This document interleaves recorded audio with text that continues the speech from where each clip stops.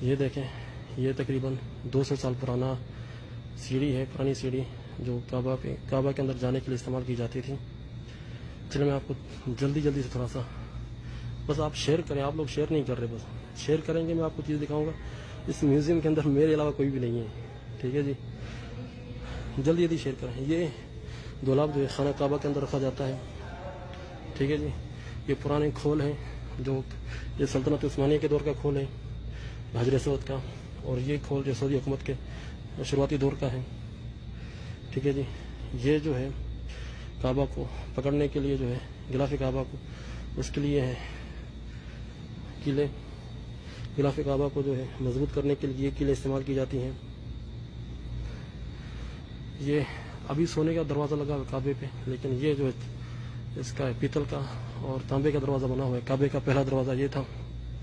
اور یہ دیکھیں بھائی، یہ جو ہے سلطنت عثمانیہ کے دور میں جو کعبہ کے اندر جو الماری رکھی جاتی ہے، یہ وہ ہے، تاریخ اس کی دیکھ لیں 1858۔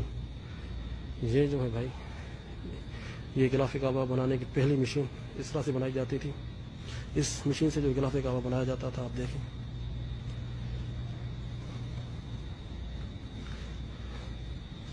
ٹھیک ہے جی۔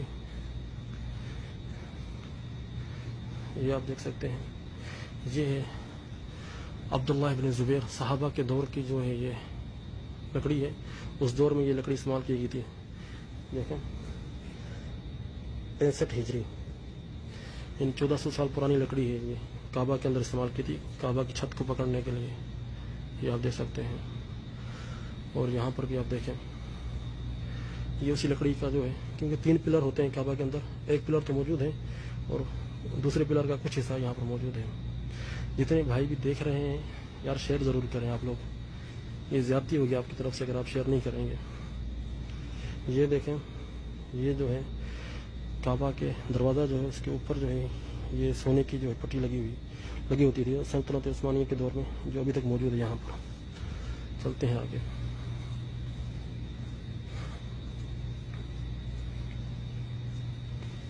یہ دیکھیں جناب، کعبہ میں طواف کروانے کے لیے پہلے یہ جو ہے، یہ دیکھ رہے ہیں آپ، یہ استعمال ہوتا تھا۔ یہ جو ہے اس لکڑی کے اوپر بٹھا کے طواف کرواتے تھے بزرگ لوگوں کو، ضعیف لوگوں کو۔ پھر اس کے بعد زمانے نے ترقی کی، پھر یہ دور آیا ویل چیئر، پھر یہ دوسرے والی ویل چیئر آئی، اور آج کل جو ہے الیکٹرانک ویل چیئر چل رہی ہے حرم کے اندر۔ اللہ اکبر، یہ آپ دیکھ رہے ہیں۔